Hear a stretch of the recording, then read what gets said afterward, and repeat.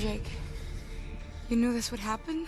Because of the nature of this film, you know, with this alien clan, this alien culture, you know, we had a choice. We could do it with makeup, like it's always been done, you know, rubber appliance makeup. It would have looked horrible and it would have been boring and stupid and, you know, kind of blue actors running around in the rainforest in their underwear, you know, and a bunch of blue body paint. It would have looked terrible. And I wasn't interested in that. You know, if I was going to do this, I wanted to do it this way, which is with performance capture. But before he could do that, Cameron first had to make sure his technology could cross what's known in robotics and animation as the uncanny valley.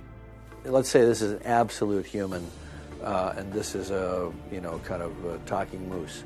You know, as you approach human, our attraction to the character goes down. And then at the last second, just when you get to a true human look, it goes back up. Well, we needed to get on the far side of that dip, which is called the uncanny valley, and we needed to get to the opposite side where we believe, we don't have to necessarily believe that it's 100% photoreal, and we don't have to necessarily believe that they actually exist, but we have to believe in them as emotional creatures. And so we came up with the head rig. We call it the head rig. It's basically just a kind of helmet, very tight conformal kind of skull cap that's based on a life cast of the actor's head and a laser scan.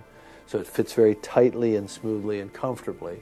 And then, you know, there's a carbon fiber boom that comes out with a little camera on the front of it. And that camera shoots the face in a nulled out close-up. So even though the actor's moving all around, running, jumping, yelling, screaming, jumping off stuff, jumping over logs, you know, running flat out, whatever, we're getting that facial performance absolutely locked off.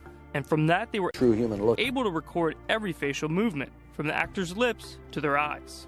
And that proved to exactly be the kind of holy grail approach to how to do CG faces, not the stuff that they'd done before, which is what we call marker-based.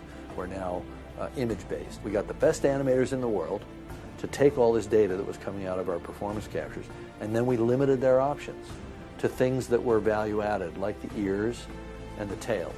So they took a human performance with no diminishment whatsoever and then added to it. So when people ask me, you know, sort of what percentage of the actor's performance came through in the final character, I say 110%, because you actually had an increase in the sense of whatever the emotionality